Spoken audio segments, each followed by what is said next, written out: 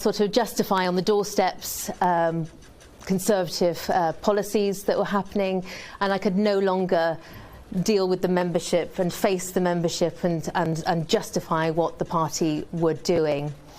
It's a tough decision, obviously, to be here today. You know, like any breakup, there are some good bits and there's some really good people that I will miss in Westminster, in Wales, colleagues and members. But I always hold them in high regard. But this is bigger than that. This is what's right for the people of Wales, the people of Britain. And I truly believe that I've joined a party today in Reform UK that listens to people, is listening to people of Great Britain, and speaks to me, and I know speaks to many people in terms of the values that it offers and what it wants to see done. Wales is a complete mess, as you know. We've got the worst educational outcomes. We've got the health statistics, which are the worst in the UK. Farmers are getting battered, pensioners are getting battered, vulnerable people are getting battered, and we can't have this go on. And I truly believe that the Reform Party is the one, with this great man at the helm. It's good to be here with him today, that is saying all the right things. And I believe that this party can take Wales forward into a great place. Wales needs reform.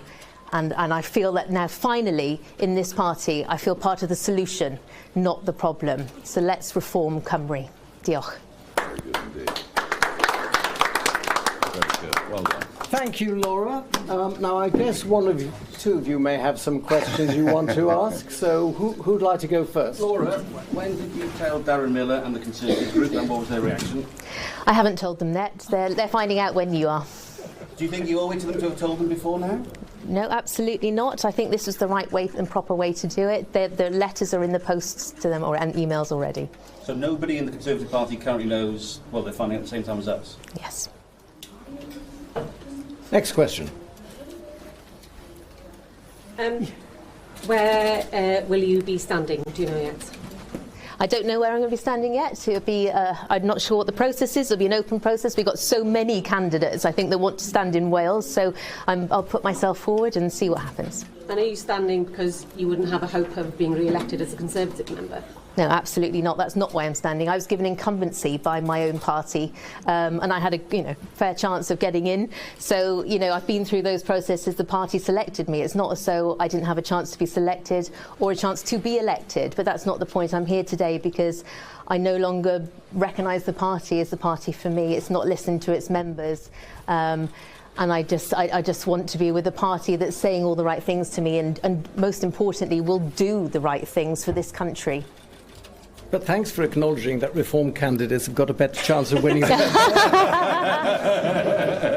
Who's next? Yes. As the most senior Reform politician in Wales at the moment, at least, does that mean that you will be leading the party into the Senate election? No, I'm not. Question was directed to I appreciate that, but I just thought I'd make that point clear. Nice to see you, Jeff. Yeah. And the answer? We'll have to see what happens, won't we? Yeah, look, I've said this before. I've been asked, of course, you've all asked me, who is your leader in Wales? Remember that Reform is a relatively young party. We've just about moved beyond start-up phase. And, of course, a leader will be appointed in Wales. But the answer to your question is all in good time. All in good time. For the moment, David is, of course, our elder statesman. He's not that old, but he's an elder statesman. And I will be here a lot between now and next May. And we'll see from the 96 that get selected, from those that get elected, we will, of course, have a Welsh leader, but not just yet. Next. For Nigel, please. The Conservatives have been wiped out in Wales. Why do you think that recruiting former Conservative members now is going to give you any chance of them being elected again?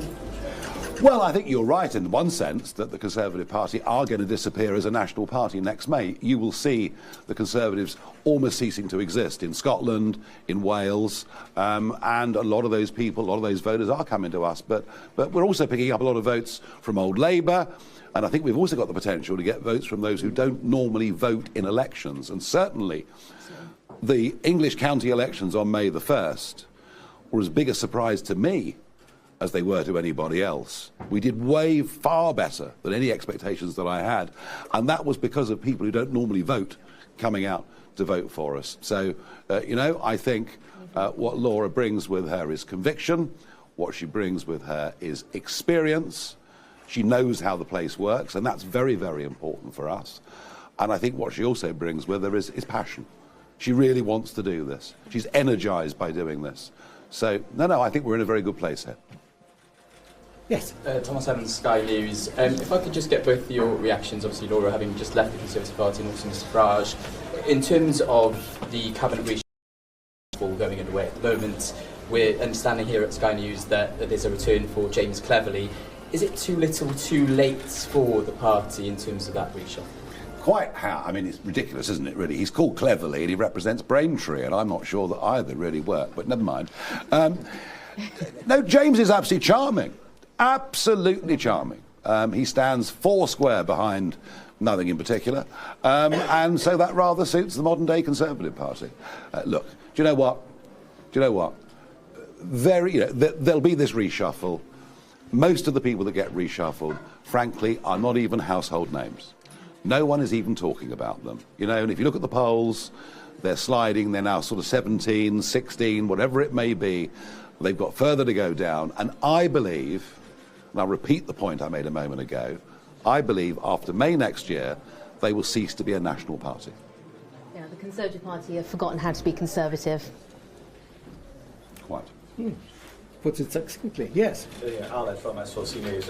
Nigel, obviously the Sustainable Farming Scheme just been announced here in Wales. Obviously, a lot of farmers weren't happy with the original plans. If Reform were elected in Wales, what would they do with that scheme? Would they keep it? Would they scrap it? So what parts of it would you scrap? Yeah, one of the reasons I'm here is to talk to the farming community, which we've been doing this morning already, spending a considerable amount of time with them.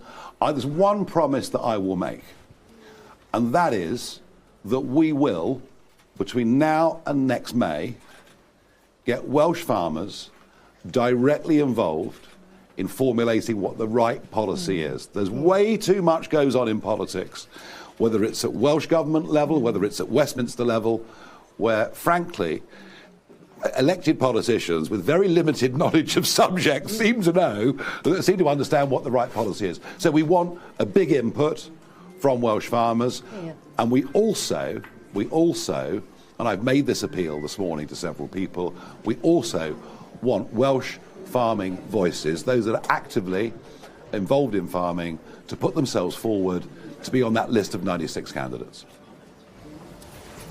Just to follow up on that, with the Sustainable Farming Scheme, of course that was post-Brexit funding that was going to be replaced. As the UK's premier Brexiteer, do you feel you bear any responsibility for the situation farmers find themselves in? I think the biggest problem with Brexit was that actually those of us that believed in it were never in a position to implement it. I mean, David saw this at first hand rather more than I did.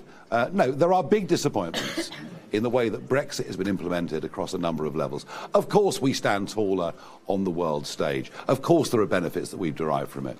But frankly, I think when it comes to agriculture, for example, I don't think anybody in government or in the senior civil service ever contemplated us voting to leave, ever had any plan in place, and after 50 years of not making our own policy, we just haven't caught up yet. I mean, David, you were there. You saw it all. Yeah, absolutely. I mean, the fact is that the establishment didn't want it. But you make a very important point. You've got two parties in power now at Cardiff and at Westminster. Two governments in power at Westminster and in Cardiff of the same party. And yet the Welsh Government is being denied the funding it needs. And yet the Welsh Government is imposing upon Welsh farmers the so-called Sustainable Farming Scheme, which is going to result on their own figures in 5,000 fewer people being employed in the industry, which will mean less money for farmers, and will mean that probably a lot of them are going to go out of business. We heard that this morning from Welsh farmers. So, quite frankly, I think that the people you should be asking questions such as that to is to the Welsh Farming Minister, Hugh Davis, and asking him why he hasn't yet published the impact statement that's been produced. He's got it. It's sitting in his desk drawer, and yet he's too afraid to publish it because he knows just how badly that will rebound on this Labour government. Welsh farming has lost out, as a result of Labour administration. Labour administrations have been propped up by Plaid Cymru. And what we need now in Wales is a change, and we need a reform UK government. Mr Farage, do you still think that chlorine-treated chicken should be allowed to be imported into the UK? I'm a great believer in if you write on a packet in great big letters, this is chlorine-treated chicken, and let the consumer make their own choice, I think they'll be happy to buy a quality product. It's the view I've always taken with everything. What I do feel very strongly about, though, is the underselling of British produce. If I go into my local supermarket back at home, I've got to put my glasses on to find out where the produce comes from. I have no idea whether the asparagus a month ago was from Kent, from Essex, from Paraguay. I literally don't know. And I don't think we make enough. We don't make enough in terms of packaging, presentation and sales of Welsh lamb and of other British products. And it's something that the supermarkets have promised again and again to do something about, and from what I can see, frankly, they haven't lifted a finger. Can I just say that I think that Wales is crying out for a Welsh government that's more focused on food production and supporting it in every form. That goes back to your SFS comment as well, and less focused on tree planting. Laura, there's a standards, or there has been a Standards Commission investigation ongoing into matters relating to yourself. Is that ongoing? What's the situation now? It's not finished yet, but I've had sight of the report, and I wouldn't be standing here if I wasn't confident with the outcome. Are there more to follow, Laura? Are there others in the group who might join you? We'll see, won't we? It depends whether we'll have them. Who don't you want to depends. I'm not going to play that. Good question, though. Very good question. OK, who's next? We've done them in. Very good. Everybody happy? Thank you. Great. Thank you very much. Can I get you two standing there, please? Just both you stand there and face me. Yeah. Us? Yeah. That's lovely. Excellent. Just hold it 1 second more. Yes, mate. Yeah, just put that hand halfway. Oh, sorry. Thank you.